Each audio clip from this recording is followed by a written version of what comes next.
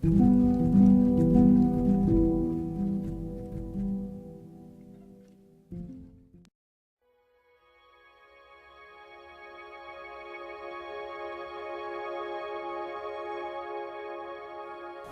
universally, ancient texts and spiritual traditions suggest that everything in our world is connected in ways perhaps that we're only beginning to understand.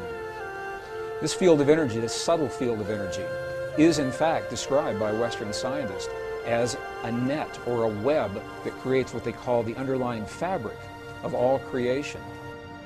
This field of energy has been here from the very beginning. It is an intelligent field, an intelligence that responds deeply to human emotion.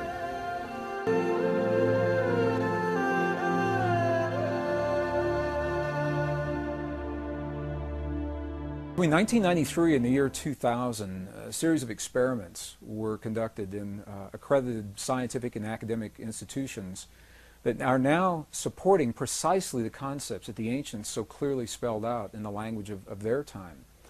3 of these representative experiments are absolutely shaking the foundation of everything we now believe about physics and the way our world works, and are in fact suggesting that we are connected. From 1887 until the early 1990s, all of Western science was based on the principle that what happens in one place has absolutely no effect on what happens somewhere else, and now we know that this is absolutely not true. So the third experiment was conducted again in the early 1990s by the Institute of Heart Math, a pioneering research organization based in Northern California that are exploring the human heart is much more than simply as a pump that moves blood through our bodies. And although our hearts do precisely that, it may be the least of what our hearts do. They're discovering that our hearts are the strongest magnetic field in our bodies, and the electromagnetic field that is produced by our hearts has an effect that extends well beyond our bodies. The Heart Math Institute had earlier discovered that around every human heart there is a field of energy shaped like a tube. It's called a tube torus, and extends between 5 and 8 feet beyond the human heart. And the question is, in this already acknowledged field, could there be another form of energy that is being carried by this field beyond our bodies? So they designed an experiment to test precisely this theory. This is no surprise. They took some human DNA and they isolated the DNA and asked individuals that were trained to feel what are called coherent human emotions, very clear emotions of love, appreciation, compassion, or anger, rage, and hate, to have those feelings on demand. And as the people who were trained to have the feelings did so, they measured the way the DNA responded.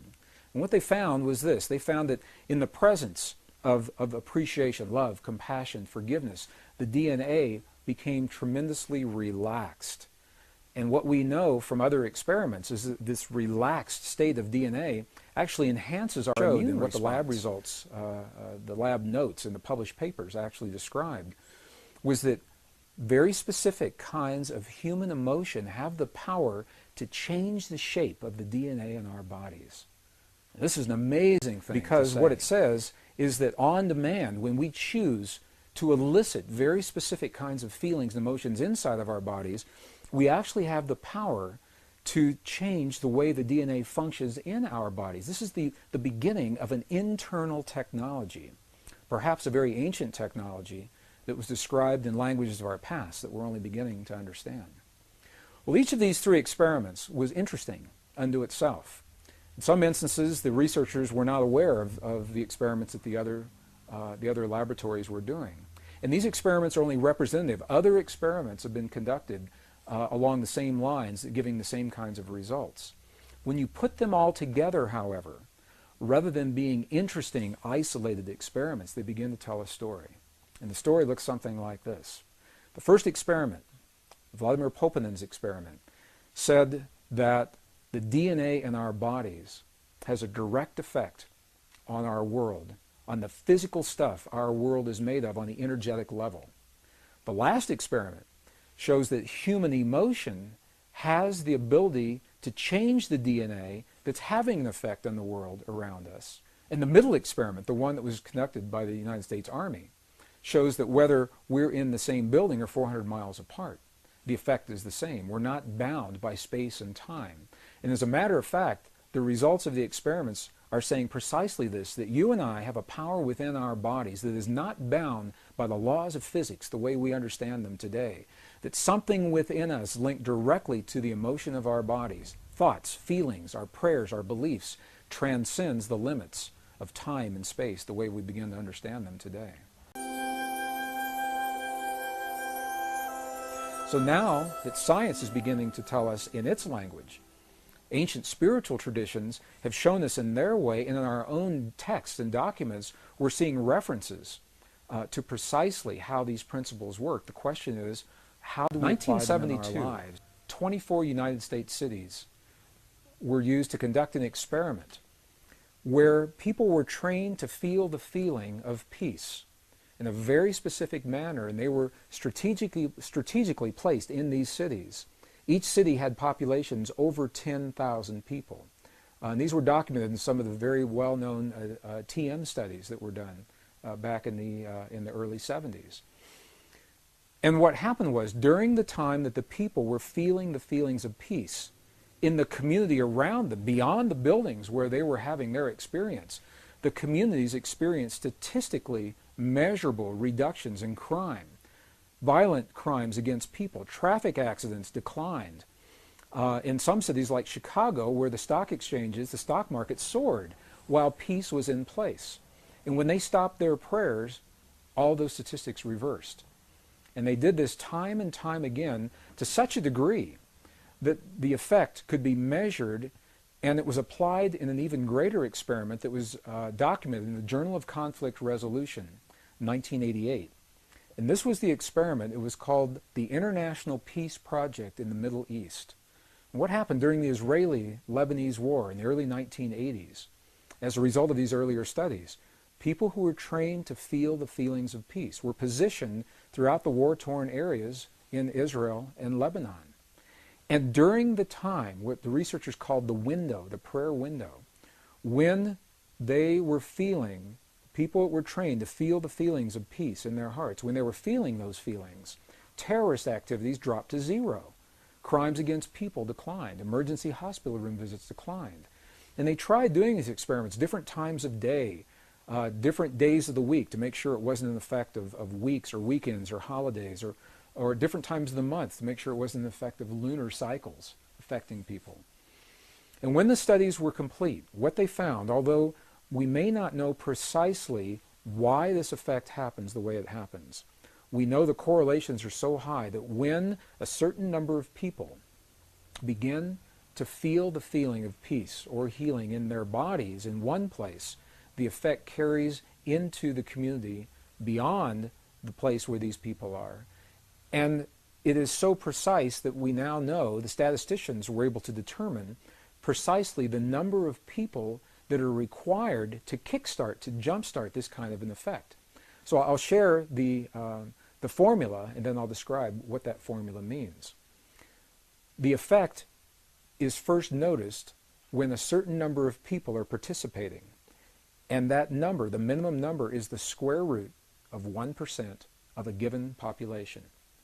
So what does that mean? If you have a city of 1 million people, for example, you take 1% of 1 million on your little calculator, and then you take the square root of whatever that 1% was, and that number tells you how many people are necessary, the threshold number to begin the effect. Obviously, the more people that participate, the greater the effect. For a city of 1 million people, that number is only about 100. In a world of 6 billion people, the square root of 1% of the given population is only about 8,000 people. 8,000 people, according to these studies, are the number of people, that's all that's required, to feel the feelings of peace in their hearts in a given moment in time, simultaneously, to kickstart, to jumpstart that consciousness linked through the field, as we know the field exists today, before that peace is felt in the world around us.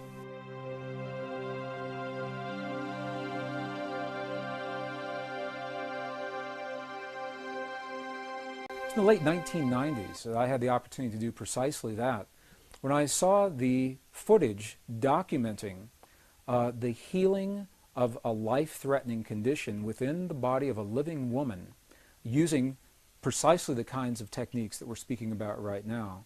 For me, it was this kind of information that took this lost modality of prayer out of the realm of academics and into something that's very real that we can apply in our lives. I had the opportunity during that time to see some video footage of the healing of a 3-inch diameter bladder cancer inside the body of a woman who, by Western medical standards, had been diagnosed inoperable. She had gone, as a last resort, to a medicineless hospital in Beijing, China.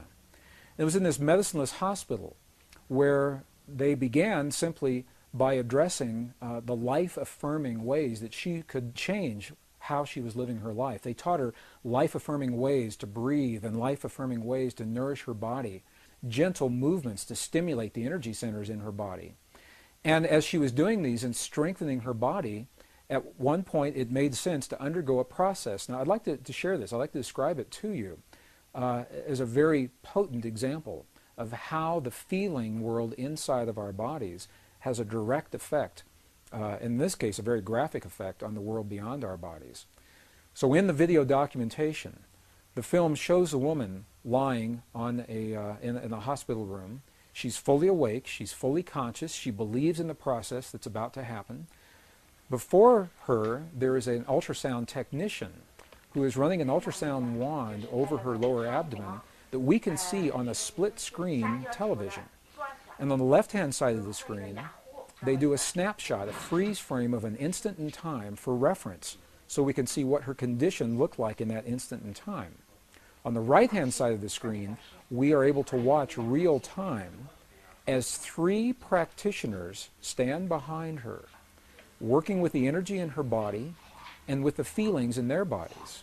And what they do is they begin to chant a word that to them they've agreed upon, that reinforces the feeling within them that she's already healed. The chant essentially says, already healed, already done.